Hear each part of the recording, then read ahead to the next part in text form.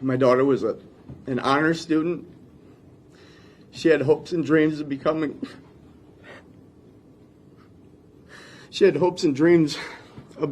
a marine biologist or a veterinarian. She loved animals. And this man took that away from us. It's my understanding that my daughter and her friends made the mistake of pulling in his driveway, realized it, turned around, and he fired at them as they were leaving the driveway. Kaylin's two younger sisters, Lily and Maddie, are going to have to grow up without their older sister. My wife, Angel, is going to have to go through the rest of her life without her baby girl. And I want to also talk about Kaylin's boyfriend, Blake. He's an amazing young man. He wanted to marry my daughter. And I would have loved that.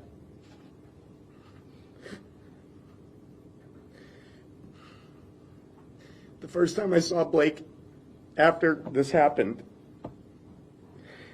he said, "It's all my fault." And I said, "No, it's no one's fault except for that man that pulled the trigger. You guys had no idea that something that bad could happen on a backcountry road."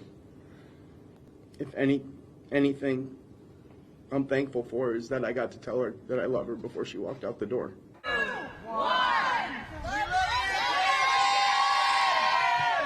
The release of pink and purple balloons into the air are intended to welcome Kaylin as she arrives at her next destination. On hand for the heavenly launch were family members, along with Schuylerville High School classmates and cheerleading teammates. When Kaylin's father, Andy, arrived, the first thing he had to say to the crowd of young people was, "Don't be afraid to smile." It was a message to all that it's okay to grieve, but it's also important to celebrate memories and good times that were shared with Kaylin during her short 20 years on Earth. The vigil was held exactly 1 week after Kaylin's horrifying death on that dark gravel driveway in Hebron. As the balloons drifted skyward to catch up with Kaylin, what folks on the ground still had no answer to was, how long does it take to mend so many broken hearts? The headlights cut through the darkness as Blake Walsh turned his Ford Explorer into what he thought was the right driveway. It was just before 9:45 p.m. on Saturday, April 15th, 2023. Blake, 19 years old, was looking for a party. His girlfriend, Kaylin Gillis, sat beside him in the passenger seat, laughing with her friends in the back. They'd been driving to the rural countryside of Hebron, New York, for what felt like forever, trying to find their friend's house. No GPS, no cell service, just winding country roads and long driveways that all looked the same in the pitch dark. When they pulled into the driveway off Patterson Hill Road, they knew almost immediately something was wrong. The house was completely dark. No lights, no music, no cars, just silence. They started to turn around. A simple three-point turn to get out of the stranger's driveway and keep looking. That's when Blake heard it. A loud pop that cut through the night air. "I think someone's shooting at us." Jacob yelled from the back seat. Blake's foot slammed on the gas. Then came the second shot. This one was different, metal breaking. The bullet piercing the car. "Is everybody okay?" Blake shouted, still driving, still trying to get them away from whoever was shooting. From the back, "I'm okay. I'm okay." But Kaylin didn't answer. Blake glanced over. His girlfriend was slumped against the passenger door, not moving, not responding. They'd made a wrong turn, and it cost Kaylin Gillis everything. If you're into real true crime stories that dig deep into the facts and uncover the darkness behind them, make sure you hit that subscribe button right now. Crime Case Confidential brings you new cases every single week. Stories that need to be told, victims who deserve justice, and truth that can't be ignored. Let me tell you who Kaylin Gillis really was. Because she's not just a name in a headline. She's not just another statistic about gun violence in America. She was a real person with real dreams, real relationships, and a real future that was stolen from her. Kaylin A. Gillis was born on February 23, 2003, in Saratoga Springs, New York. She grew up in Schuylerville, a small town where everybody knows everybody. She was the kind of person who lit up every room she walked into. Her family would later describe her as a kind, beautiful soul, and a ray of light to anyone who was lucky enough to know her. And they weren't just saying that because she died. People who knew Kaylin in life said the same things. She was a big sister to Madeline and Liliana, a much-loved daughter, a devoted friend. At Schuylerville High School, where she graduated in 2021, Kaylin was an honor student. She worked hard. She cared about her grades. She had ambitions, but she also knew how to have fun. Kaylin was on the cheerleading team for 2 seasons, where she held the position of flyer, the person who gets thrown in the air during stunts. It takes trust to be a flyer. You have to believe your teammates will catch you. That's the kind of person Kaylin was. She trusted people. She believed in the good in others. She loved Disney with a passion that made her friends smile. She knew every movie, every hero, every princess ever created. Mickey Mouse and Stitch were her favorites. She was a talented artist who spent hours sketching and painting. She took studio in art, digital photography, studio in painting, and studio in drawing. Her teachers kept her artwork on display years after she graduated. One piece, a portrait of Billie Eilish, showed the depth of her talent. And if you asked her what she wanted to be when she grew up, she'd tell you without hesitation: a veterinarian or a marine biologist. Kaylin loved animals more than almost anything. Goats and dolphins were her favorites. She was one of those people who would stop to pet every dog on the street, who cried during sad animal movies, who believed every creature deserved kindness. She was planning to attend college in Florida, to pursue her dream of studying marine biology. She was looking forward to it, talking about it constantly, imagining a life near the ocean she loved so much. Her family was planning to move to Florida at the end of 2023, and Kaylin was so excited about it. She had her whole life mapped out. And then there was Blake. Blake Walsh and Kaylin had been together for more than 4 years by the time she died. They met when Blake was a sophomore in high school. 4 years is a long time when you're 20 years old. That's your whole young adult life. Blake would later tell reporters that he and Kaylin used to talk about being the 2%, referring to a statistic that only 2% of high school sweethearts end up getting married. "I had high hopes and I had plans," Blake said through tears. "I didn't want to be with anybody else, and I wanted to spend the rest of my life with her." Kaylin's father, Andy Gillis, said Blake wanted to marry his daughter. "And I would have loved that," Andy said, crying openly. This was a relationship built on real love, the kind of love that lasts. Blake and Kaylin talked about the future constantly, about getting married, about building a life together. And on April 15th, 2023, that future was just another Saturday night, another party to go to with friends, another memory to make together. They had no idea it would be their last night together, no idea that a simple wrong turn would end everything. The family said Kaylin was just beginning to find her way in the world with kindness, humor, and love. Her 2 younger sisters would now have to grow up without their big sister. Her parents would have to bury a child, something no parent should ever have to do. And Blake would have to live with the memory of that night for the rest of his life. The memory of hearing those shots. The memory of asking, "Is everybody okay?" and not getting an answer from the girl he loved. The memory of seeing her slumped against the passenger door, blood pouring from her neck, while he drove desperately through the darkness, looking for help that would come too late. "I want to believe it was instant," Blake said in an interview days after the shooting. "I'm hoping it was. I'm praying it was." According to the medical examiner, it was. The bullet severed Kaylin's spinal cord. Death would have been immediate. Her friends called to her anyway. They begged her to wake up. They tried to stop the bleeding with their hands, following the 911 dispatcher's instructions as they drove those 5 miles looking for cell signal. But she was already gone. 20 years old, a whole life ahead of her. Gone because an angry old man with a gun decided that teenagers turning around his driveway was worth shooting over. Let's walk through exactly what happened on April 15th, 2023, minute by minute. Because when you understand the timeline, you'll realize just how senseless this murder really was. It started around 9 p.m. at Blake Walsh's house in Cambridge, New York. Blake, Kaylin, and their group of friends were hanging out, having a typical Saturday night. Some of them had been drinking. Some had smoked marijuana earlier in the evening. But Blake, the one who would be driving, was completely sober. His friends would later confirm this in court testimony. Around 9:30 p.m., they got a text via Snapchat. One of their friends was having a party at their house in the Hebron-Salem area, about 30 minutes away. "Wanna come?" the message said. The group was excited. They loved parties, loved spending time together. But there was one problem. They didn't have the exact address. In 2023, in rural upstate New York, cell service is spotty at best. GPS doesn't work well when you're driving through farmland and forests. One of their friends, Catherine Rondo, said she knew roughly what house was. She'd been there about 5 years earlier. "I thought I knew where I was going," she would later testify through tears. So they set out in a small caravan. Catherine drove her Jeep Compass with Maxwell Barney inside.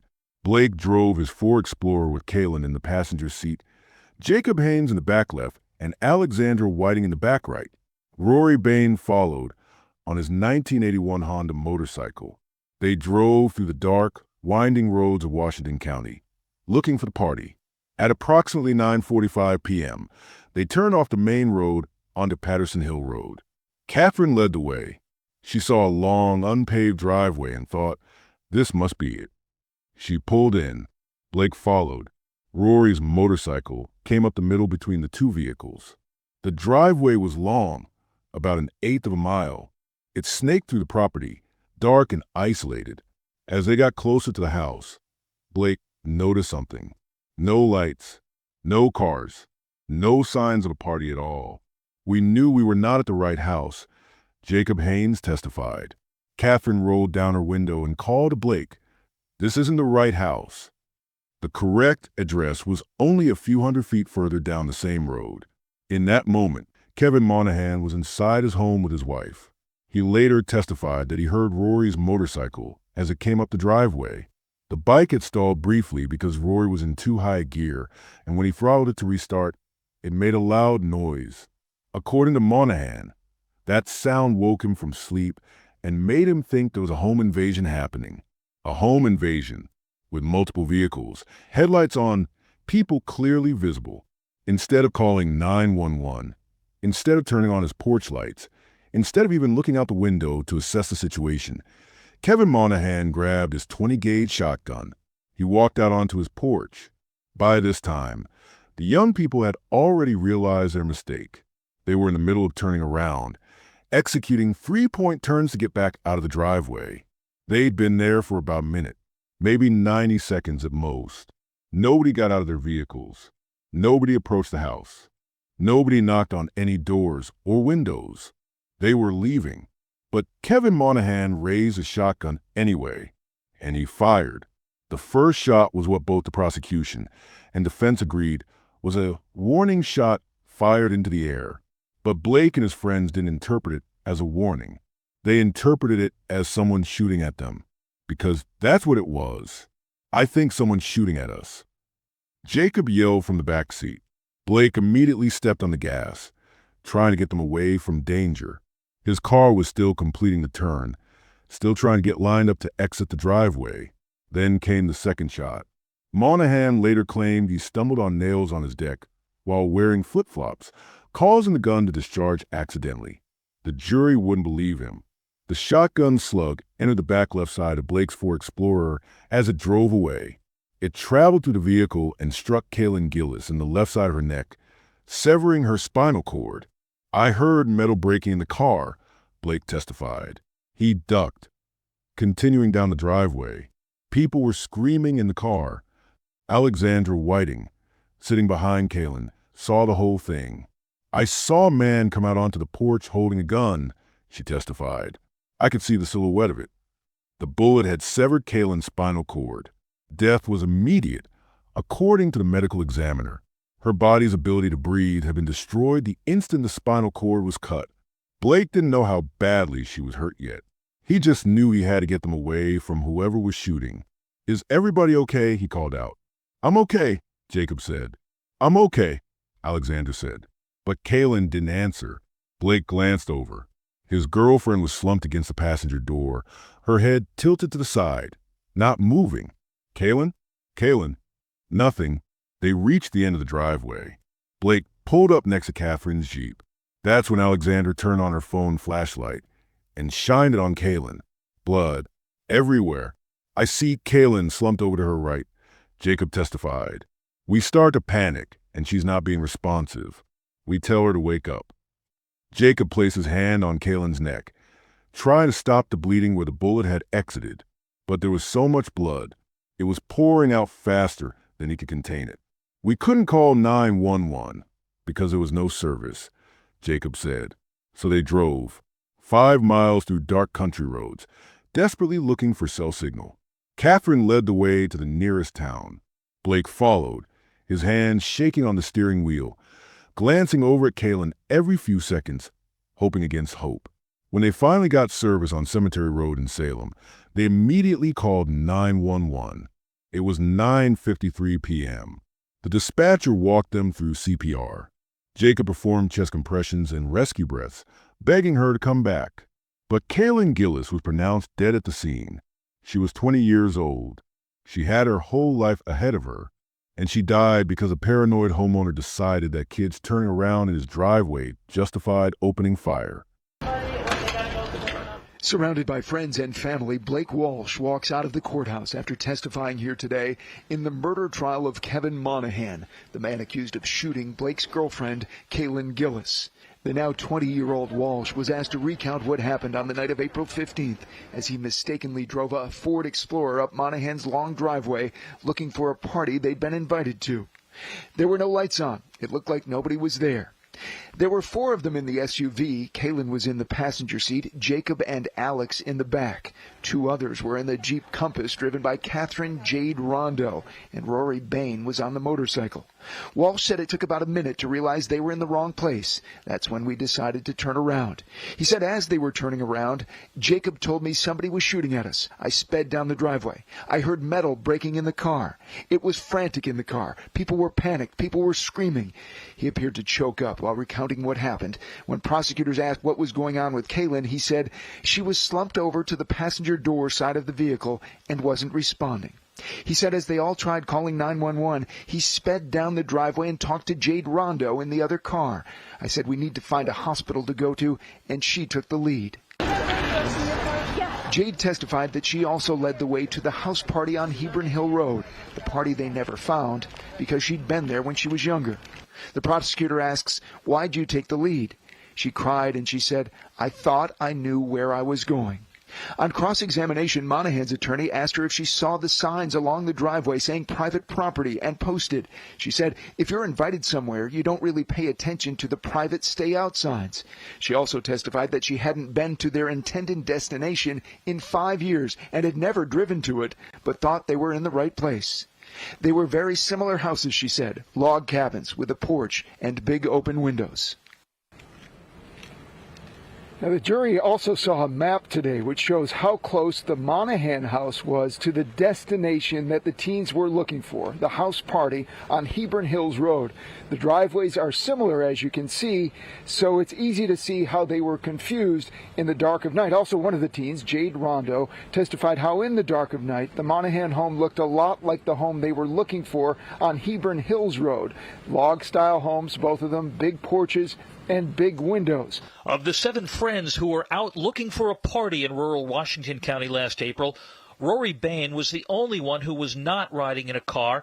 He rode his motorcycle on that fateful night. When the caravan reached the Monahan property around 9:45, the lights were out, and the young adults who turned up the wrong driveway quickly realized their mistake. Max told me we were at the wrong house, Bain testified. I was already facing downhill and went first. I heard a loud pop. I thought it could be a backfire from my bike. I wasn't sure. As soon as I turned the corner, I heard an actual gunshot. The first one was more of a pop. The second one, you could hear the crack. Next, it was Alexandra Whiting who took the witness stand. She was a backseat passenger in the car being driven by Blake Walsh, sitting right behind Kaylin Gillis. I saw a man come onto the porch, she told jurors. I saw him facing us. I looked over my left shoulder through the back window of the Explorer. I heard a noise and saw a white flash. I heard another shot.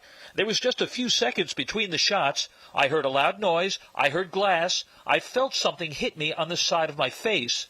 Earlier in the day, the prosecution brought Jordan Caruso to the witness stand. She's a forensic scientist at the Crime Investigation Center in Albany who analyzed the gunshot that police believe was used to kill Gillis. Kevin Monahan was a major contributor of the DNA found on the shotgun, she said. His DNA was 4 times more abundant than any other. The probability of anyone else being that donor is 1 in 54.8 billion. Now, let's talk about Kevin Monahan. Because when you look at who this man was, the story gets even more disturbing. Kevin D. Monahan was 65 years old on the night he killed Kaylin Gillis. He lived with his wife Jinx on Patterson Hill Road in Hebron, New York. Their property was rural, isolated, seeing it in a long, unpaved driveway marked with faded no trespassing signs. Monahan wasn't a career criminal. He had no violent felony record. No prior convictions for assault or domestic violence that would have flagged him as dangerous. He was just a homeowner, a husband, a former motorcycle racer who'd built a house on 40 acres and lived what appeared to be a quiet life in the country. But according to people who knew him, Kevin Monahan had a reputation. At his bail hearing, the prosecuting attorney described Monahan as confrontational and hot-tempered. Neighbors and acquaintances had experienced this firsthand. He didn't like people on his property. He didn't like noise. He didn't like anything that disrupted his sense of control.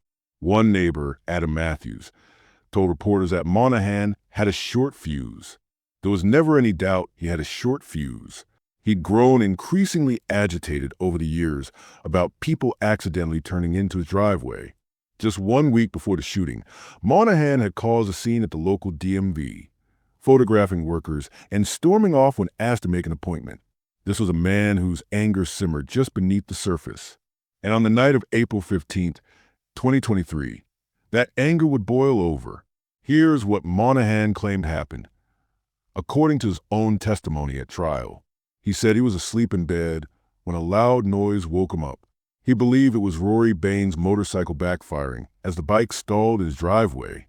According to Monahan, he thought there was a home invasion in progress. Think about that for a second. Multiple vehicles, headlights on, people clearly visible in his driveway, making a 3-point turn to leave. And somehow, Monahan's first thought was home invasion, not somebody's loss, not wrong address, not I should turn on my porch light and see what's going on. No, his first instinct was to grab a gun.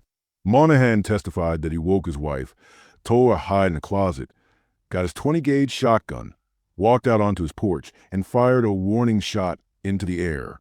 A warning shot to warn people who were already leaving. But that wasn't enough for Kevin Monahan. When Blake's Ford Explorer was driving away, not toward him, away from him, Monahan fired a second shot. That shot tore through the back of the SUV and killed Kaylin Gillis. This is where his story gets interesting. At trial, Monahan and his defense attorney Arthur Frost tried to claim that the second shot was an accident. They argued that Monahan's shotgun was defective, that when Monahan stepped back after firing the first shot, he tripped on protruding nails on his porch deck while wearing flip-flops, and the gun went off accidentally as he fell. An accident. That's what they wanted the jury to believe. But here's the problem. The evidence didn't support that story. Prosecutors asked Monahan to point out the nails he supposedly tripped on. He couldn't do it. There were no protruding nails. They examined the shotgun. There was no defect. The gun was functioning perfectly. And when they looked at the trajectory of the bullet that killed Kaylin, it was clear. This wasn't a random shot from a falling man. The bullet had been aimed at a moving vehicle, at people who were fleeing. So what was Monahan's real motive? Anger. Plain and simple. He was angry that someone had dared to enter his property, angry that his peace had been disturbed, angry that these young people had made the mistake of turning into his driveway. And instead of handling that anger like a rational human being, by turning on lights, by calling out to them, by simply letting them leave, he decided to shoot at them. Washington County Sheriff Jeffrey Murphy would later tell reporters that the group of young people clearly posed no threat to Monahan. They never left their vehicles. They never approached his home. They never tried to communicate with him at all. They were just kids looking for a party who made a wrong turn. But to Kevin Monahan, that wrong turn was unforgivable. And when prosecutors asked him during trial how Kaylin's death made him feel, Monahan became emotional. "My soul is dead," he said. Not, "I'm sorry." Not, "I wish I could take it back." Not, "I should have never fired that gun." Just, "My soul is dead." As if he was the victim in all of this. 279 days after Kaylin Gillis was killed by a slug from Kevin Monahan's shotgun, Monahan is offering up a much different take on what happened that night at his home in Hebron. Today, the 66-year-old Monahan was called as the one and only defense witness at his murder trial. Under direct examination, he greeted the jury. "Hello, everybody. You see my face finally without the mask." Monahan has been wearing a mask because of a bout with flu-like symptoms. His lead attorney, Art Frost, led him through a discussion about the events of the night of April 15th. "I see a motorcycle come flying up on the outside edge of our driveway. He came all the way up. He was very aggressive." Monahan said several times that he thought they were being invaded. "I decide to go downstairs, turn all floodlights on, thinking they think it's a summer home not occupied." Frost asked him what he was feeling when the motorcyclist, Rory Bain, drove close to his home, while the others were waiting farther down his driveway. "I'm nervous, real nervous, because cars have our driveway blocked and he's waving them up into our intimate area. I grab my 20-gauge shotgun, grab some ammunition, and load it." At one point, Monahan starts crying and says, "If anything is going to happen, I want to be the target." Frost asks, "Instead of who?" "Instead of my wife. I might have to draw him away." He says, "I showed them the gun. Show it wasn't a toy, wasn't a broom. I decided to fire a warning shot. When I did the warning shot," he said, "I couldn't believe they didn't do anything. It's like they sent the bike up as a scout and the cars were to block me from leaving." But he testified that he never meant to fire the second shot. He said he was wearing beach shoes and tripped over some nails sticking out of his deck. Tripped over nails, got involved with the post, and the gun went off. Frost asks, "Pull that trigger?" Monahan says, "I did not. I looked for any indication there was a problem with that vehicle. Both left normally. I couldn't hear any screaming or yelling or anything." Frost asks again if Monahan fired the gun on purpose. "No," he says, while crying. "You now know that the second shot hurt Kaylin. How does that make you feel?" "Horrible. It's indescribable. I don't even know how to respond to it. I just feel like my soul is dead, a hole in me. I took somebody else's life. It's horrible." Cross-examination of the defendant is the last time jurors get to hear from Kevin Monahan in his own words before they head into the deliberation room next week. If Monahan's defense attorney Art Frost tried to portray his client in the best possible light, the job of the prosecutor is the exact opposite. Engaging Monahan on the witness stand, Christian Morris said, "You did fire that gun, correct?" Monahan, "Yes." Morris, "You acknowledge that it can't be fired with the safety on." Monahan, "Yes." Morris also wanted to make sure jurors knew what the defendant didn't do the night of the shooting, concerned about an encounter involving Monahan and the lost teenagers that never occurred. Morris asked, "You didn't say, 'Hey, are you lost?'" Monahan, "No." "Need any help?" "No." "Why are you here?" Again, "No." When Morris began searching for the reason Monahan fired a warning shot, Monahan offered this response. "It was a warning for them to leave, to show it was a real gun. It's loaded, and it's operable. I wanted them to give some indication what their intent was. The warning shot to me," Monahan continued, "is almost like starting a dialogue, trying to initiate an action." Morris asked, "You said nothing?" Monahan, "I thought if I said anything, it would potentially make the situation worse." "Worse than firing a gun?" Morris retorted. After thinking about it for a moment, Monahan responded, "Depends on your perspective." But here's where the story takes a turn that made this case even more disturbing. Because Kevin Monahan didn't just shoot Kaylin and then call for help. He didn't immediately realize his mistake and try to save her life.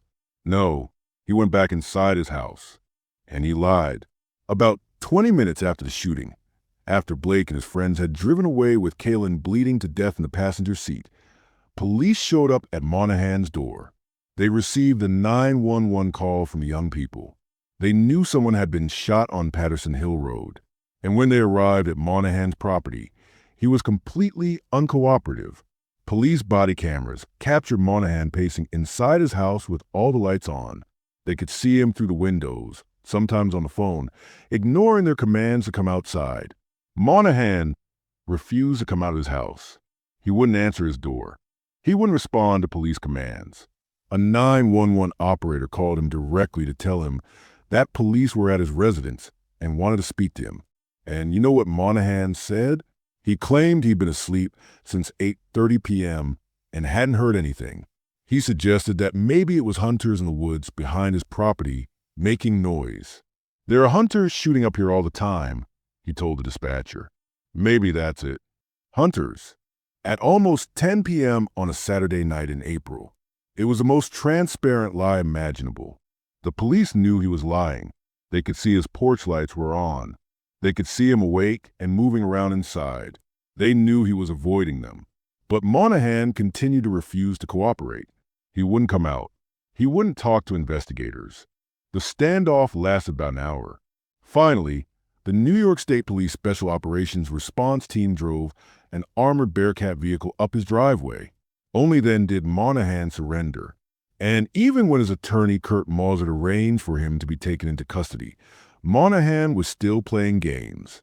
Mauser would later tell reporters that Monahan had no idea police were at his house to arrest him for murder. "This was not a standoff," Mauser insisted. "This was my client, and I not knowing what was going on in terms of the charges that were pending." But police tell a different story. They say Monahan knew exactly why they were there. He just didn't want to face consequences. When investigators finally got inside Monahan's home, they found evidence that he'd been trying to cover his tracks. The tampering with evidence charge came from what police discovered. There were no empty shotgun shells at the scene, no wadding, no gunshot residue in the barrel of his shotgun, no fingerprints on the gun, particularly around the trigger. The shotgun was found beside his bed, unloaded and suspiciously clean. Monahan had changed his clothes before being taken into custody. He'd moved things around. He'd cleaned things up. He'd tried to make it look like nothing had happened. But the most damning evidence wasn't something Monahan could hide. It was the testimony of Blake Walsh and Kaylin's friends. When Blake took the stand during the trial in January 2024, the courtroom was packed. Kaylin's family and friends filled the gallery, about 30 people who loved her, who wanted to see justice served. Blake sat in the witness chair with a stone-straight face. The courtroom was so quiet, reporters would later say, you could hear the lights buzzing overhead. Blake testified about the events of that night in excruciating detail, about how they pulled into the wrong driveway, about how they realized their mistake within seconds, about how they were already turning around to leave when Monahan started shooting. As Blake described the moment he realized Kaylin had been shot, he started to take longer pauses. He was swallowing back tears. "Is everybody okay?" he called out. Everyone except Kaylin. When Blake saw her slumped against the door, unresponsive, bleeding, he knew their lives had just changed forever. Other friends testified too. Catherine Rondo broke down in tears within minutes of taking the stand. She described leading the caravan into the wrong driveway. "I thought I knew where I was going," she said, her voice breaking. She blamed herself. If she hadn't turned into that driveway, Kaylin would still be alive.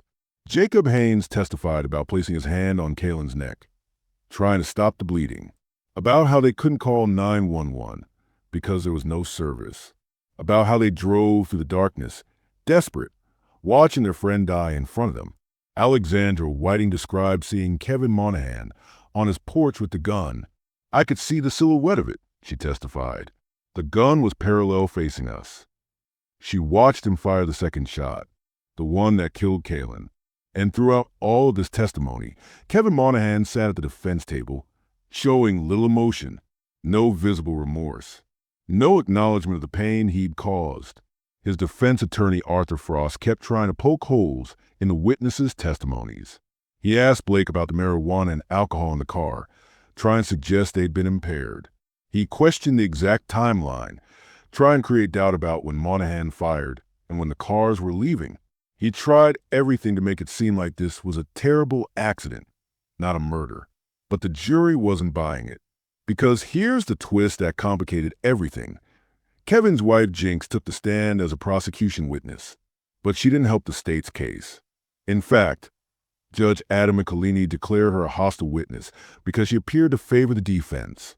Jinx's testimony was cautious, rehearsed. She called Kevin her protector and claimed she was afraid and petrified that night. But prosecutors later said she was an active participant in the cover-up. Still, the damage was done.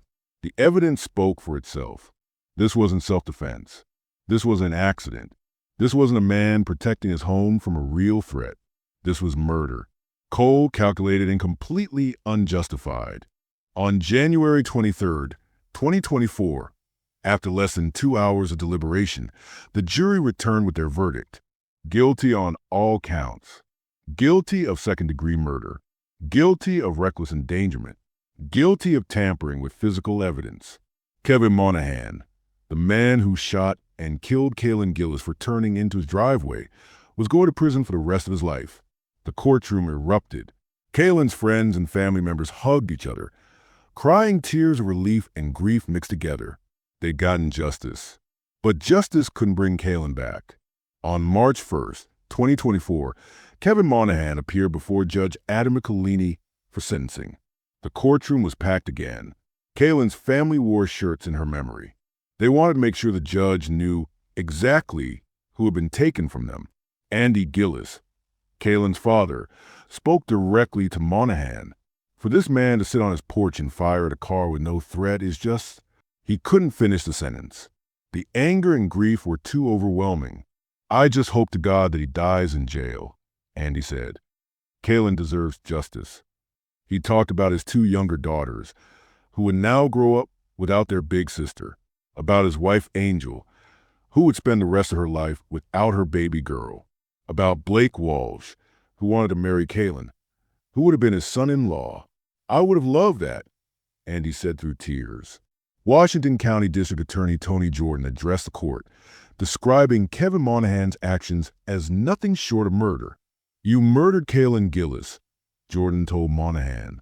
"You shot at a car full of people, and you didn't care what happened, and you repeatedly lied about it."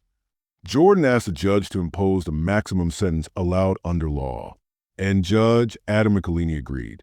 Looking directly at Monahan, the judge delivered a sentence that would ensure he'd never be free again. 25 years to life in prison for the murder charge. An additional 1 year and 4 months to 4 years for the tampering charge. Total, 26 years and 4 months to life in prison. "Your first instinct was to lie about what happened," Judge Michelini told Monahan. "And you repeatedly lied in such a cold and calculating manner. And the jury saw right through your lies, and they rejected them. In killing Kaylin Gillis, you took away a friend, you took away a girlfriend, you took away a daughter, a granddaughter, and sibling. You took away so much unrealized potential." First, I really want to thank those of you who came up here today and gave victim impact statements. It was very important for me to hear those, and they're taken into account in my sentencing decision, and I want you to know that. So, when I'm sentencing a defendant as a judge, there are certain principles that I think about. Attorney Morris touched on one, general deterrence. And that is sending a message to society at large that there's certain behaviors that will not be tolerated. And Mr. Gillis spoke to this in his victim impact statement. He said such acts of violence will not be tolerated in our society. I think it's important that people know that it is not okay to shoot people and kill them who drive down your driveway. I know in the county where we live and probably other countless rural areas, it's a pretty common occurrence to drive down a wrong driveway. It's a common occurrence for somebody to come down your driveway. And there's definite choices that you get to make at this time, and the choice made in this case is absolutely not acceptable. Then I'm also guided by the principle of specific deterrence. Specific deterrence is directed directly at the defendant. It's saying, basically, you need to be prevented from doing things in the future. And Mr. Monahan, I think if you were released from prison, and people who commit murder generally don't recidivate a lot. They don't commit the same crime again. It's a low rate of recidivism. But with you, I think you really could possibly do the same thing again. It's obvious to me that you feel justified. You don't take any responsibility for the outcome of your actions. You just don't get it. The first thing you do on the witness stand when you come up here and testify is you made a joke to the jury about them finally being able to see your face. You senselessly took the life of Kaylin Gillis, and you have the gall to sit here and talk about how you plan to finish up the work on your house and race motocross in the future. You don't deserve that. What would make you think that you deserve those things? Even when your attorney tried to get you to acknowledge that your home wasn't being invaded, you couldn't do it. You hesitated and said something to the effect of, "It sure felt like we were being invaded." He was trying to elicit out of you a response that somebody who took responsibility for their actions would have. And you couldn't even do that. Your first instinct was to lie about what happened, and you repeatedly lied in such a cold and calculating manner. And the jury saw right through your lies, and they rejected them. In killing Kaylin Gillis, you took away a friend, you took away a girlfriend, you took away a daughter, a granddaughter, and a sibling. You took away so much unrealized potential, her potential to enrich other people's lives and to contribute to our society. You also traumatized the young men and women who mistakenly drove up your driveway that night. You will scar them, this will scar them and traumatize them for the rest of their lives. Any remorse you have isn't for the harm you've caused. The only regret you have is that you're finally facing the consequences for your actions. You murdered Kaylin Gillis, you shot at a car full of people, and you didn't care what would happen, and you repeatedly lied about it. You deserve to spend the maximum time in prison allowable under our law. And I don't make this decision because it's easy. I make it because it's what's deserved. I make it because it's what's just. So as to the conviction of murder in the second degree, I sentence you to a term of 25 years to life in prison.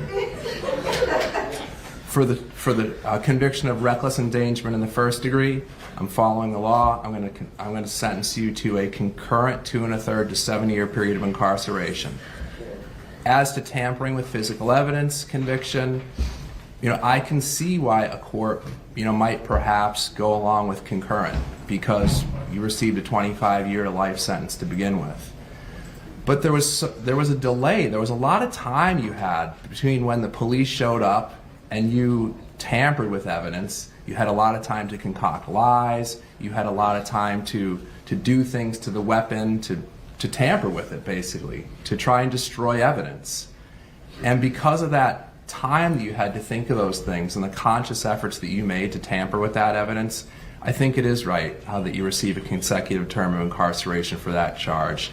So that's a 1 1/3 to 4 years of imprisonment. There is a matter of a $300 surcharge, $25 crime victim assistance fee, and a $50 DNA fee. Attorney Frost, is your client in a position to pay those funds now? Not today, Your Honor. Okay. And then we also have a couple pieces of paperwork that need to be gone over. One is a signature to authorize for DNA collection from your client, and the other is a notice of intent to appeal. We'll give those to you now for you to go over with your client. Monahan is currently serving his sentence at Wendy Correctional Facility in Alden, New York. At 66 years old when he entered prison, he will be at least 92 years old before he's even eligible for parole in 2049. Most likely, Kevin Monahan will die in prison, but that's not where the story ends. Because in August 2025, Monahan filed an appeal of his conviction, His attorney Matthew Hugg argued that the trial was unfair and rife with legal errors. He claimed there wasn't sufficient evidence to convict Monahan of murder with depraved indifference. He argued that Monahan couldn't have known how many people were in the car he shot at, so he couldn't have known the danger he was creating. It's an absurd argument, and it's almost certainly going to fail. But it shows that even now, even after being convicted and sentenced, Kevin Monahan still refuses to take responsibility for what he did. Meanwhile, Kaylin's family continues to fight for her memory. In April 2025, 2 years after her death, multiple civil lawsuits against Kevin Monahan were consolidated into one case. Kaylin's family filed a wrongful death lawsuit seeking at least $5 million. Blake Walsh filed his own lawsuit for emotional damages. These civil cases are still ongoing. Monahan has tried to delay them by requesting a stay until his criminal appeal is resolved, but Kaylin's family is fighting back. They want accountability now. No amount of money will bring Kaylin back, but the family wants to make sure Monahan pays for what he took from them in every way possible. So what's the lesson here? What are we supposed to learn from Kaylin Gillis's death? Here's what I want you to take away from this story. Making a mistake is not a death sentence. Turning into the wrong driveway is not a capital offense. Being young and lost on a Saturday night is not something that should get you killed. Kevin Monahan had so many other options that night. He could have turned on his porch lights. He could have called out to the young people and asked what they wanted. He could have called 911 if he truly felt threatened. He could have stayed inside and watched them leave, which is what they were already doing. But instead, he chose violence. He chose to value his property and his pride over human life. And that choice destroyed multiple families. It destroyed Kaylin's family, who lost a beloved daughter and sister. It destroyed Blake's future, as he now has to live with the trauma of watching his girlfriend die. It destroyed Kevin Monahan's own family, as his wife now has to live with the knowledge of what her husband did. And it destroyed any sense of safety that young people might have felt making an innocent mistake. Drop a comment below and tell me, do you think the sentence was enough? Should Kevin Monahan have received life without parole? And have you ever been afraid after making a wrong turn? If this story affected you, hit that subscribe button. Share this video. Let's make sure Kaylin Gillis's name is remembered, not as a victim, but as a young woman who had dreams, who had love, who had a future that should never been stolen from her. Rest in peace, Kaylin. You deserved so much better.